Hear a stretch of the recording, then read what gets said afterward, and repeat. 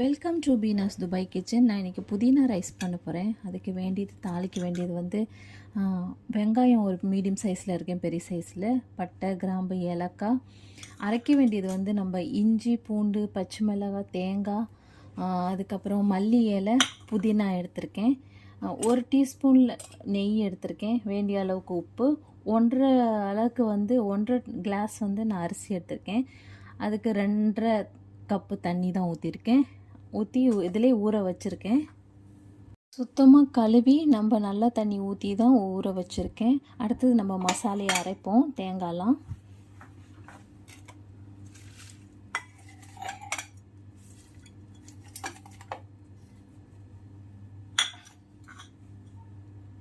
இஞ்சி நம்மளுக்கு வேண்டிய அளவுக்கு எடுங்க. நான் 1.5 கப்புனால கொஞ்சமாக எடுத்திருக்கேன். உங்களுக்கு எவ்வளோ தேவையோ அது எவ்வளோ எடுத்துக்கோங்க.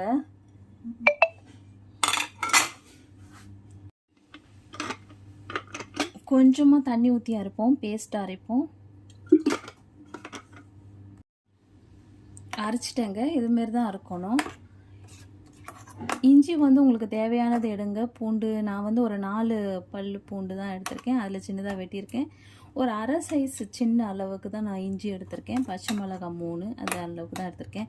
ஏன்னா இது 1.5 கிளாஸ் நல்லா நான் இப்படி எடுத்திருக்கேன். இப்படி தாங்க சொர சொரன்னு இருக்கணும். ரொம்ப சட்னி மாதிரி இருக்கக்கூடாது. இப்படி தான் இருக்கணும். நம்ம எடுத்து வச்ச கீ போடலாம். உங்களுக்கு கீ வேண்டான்னா நீங்கள் எண்ணெயில் கூட போடலாம். கீ போட்டால் கொஞ்சம் டேஸ்ட்டு கொடுக்கும், அவ்வளோதான். 1 டீஸ்பூன் தான் எடுத்திருக்கேன். இதுலேயே நம்ம வேண்டியது இந்த பிரிஞ்சி இலை, பட்டை, கிராம்பு இதெல்லாம் போடுவோம். நான் பிரிஞ்சி இலை சொல்ல மறந்துட்டேன். நல்லா வதக்கி எடுப்போம். இதுக்கு தக்காளியெல்லாம் தேவையில்லைங்க. இது பாருங்க, நல்லா வதங்கிருச்சு. இன்னும் கொஞ்சம் வதக்கும். இதில் நீங்கள் பீன்ஸு, கேரட், காலிஃப்ளவர், பட்டாணி அதெல்லாம் போடலாம். நான் சிம்பிளாக பண்ணுறேன். இது ரொம்ப நல்லாயிருக்குங்க. நீங்கள் ஒரு நாள் ட்ரை பண்ணி பாருங்கள். நம்ம மசாலையை போடுவோம்.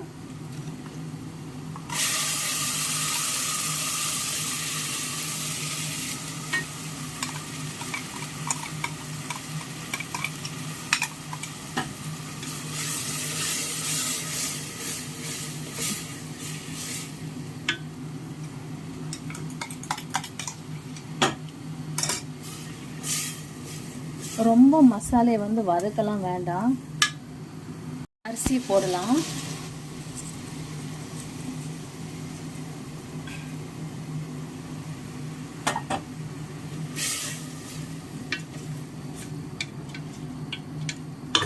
புதினா, மல்லி இல்லைன்னா நான் தோராயமாக தான் கொஞ்சமாக தான் எடுத்திருக்கேன். ஏன்னா 1.5 கிளாஸ் இது ஒரு கைப்பிடி அளவுக்கு தான் எடுத்திருக்கேன். தண்ணி ஊற்றுவோம்.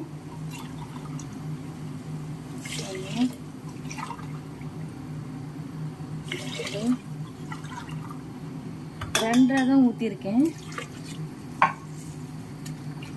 ரொம்ப தண்ணி ஊற்றினாலும் குழஞ்சி போயிடுங்க. வேண்டிய அளவுக்கு நம்ம உப்பு போடலாம். இந்த டீஸ்பூனில் நான் 2 டீஸ்பூன் தான் போட்டிருக்கேன்.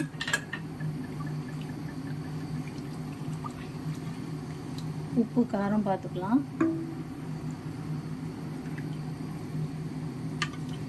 எல்லாம் கரெக்டாக இருக்குங்க. குக்கர் மூடி போட்டுருவோம். ஒரு 3 விசிலுக்கு நம்ம வரைக்கலாம்.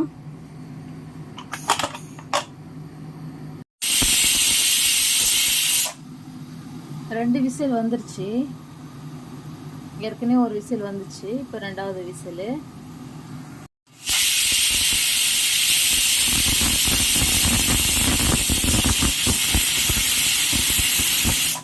இது 3வது விசிலுங்க.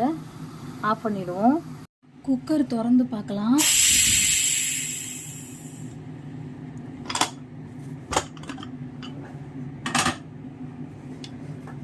பாருங்க, சாதம் சூப்பராக வந்திருக்குங்க. இது சூடாக இருக்கனால இப்படி இருக்குது. ஆற வச்சா கரெக்டாக வரும். சூப்பராக இருக்குங்க. நீங்கள் 2க்கு 2 போதும்னு நினைக்கிறேன். தண்ணி நான் கொஞ்சம் கூடுதலாக ஊற்றிருக்கேன். 2.5 ஊற்றின பிறகும் அரிசி சீக்கிரமாக வெந்துருச்சு. தேங்க்யூ கேஸ், பார்த்ததுக்கு லைக் பண்ணுங்கள், ஷேர் பண்ணுங்கள், சப்ஸ்கிரைப் பண்ணுங்கள். Thank you so much. இதுக்கு நீங்கள் மேட்சிங்காக பொட்டேட்டோ ஃப்ரை அப்பளம் அதை வச்சு சாப்பிடலாம். சூப்பரான சாதம் ரெடிங்க. கொஞ்சம் தண்ணி கூடுதலானாலும் கொஞ்சம் குழையிற மாதிரி இருந்துச்சுன்னா நீங்கள் டக்குன்னு வேறு பாத்திரத்தில் போட்டு இப்படி ஆறி வச்சிங்கன்னா கரெக்டாக இருக்குங்க. இது நம்ம தேங்காய் அரைச்சி போடுறதுனால கலருக்கு, மற்றபடி டேஸ்ட்டு நல்லாயிருக்கும். சூப்பரான வெறும் புதினா கூட புதினா வச்சு மிக்சியில் அரைச்சி நம்ம அது கூட பண்ணலாம், தக்காளிலாம் போட்டு. இது வேறு மாதிரி, அது வேறு மாதிரிங்க. தேங்க்யூங்க. Chicken fry, fish fry, chicken gravy, mutton gravy எல்லாமே சாப்பிடலாம். சூப்பராக இருக்கும் புதினா புலாவ்.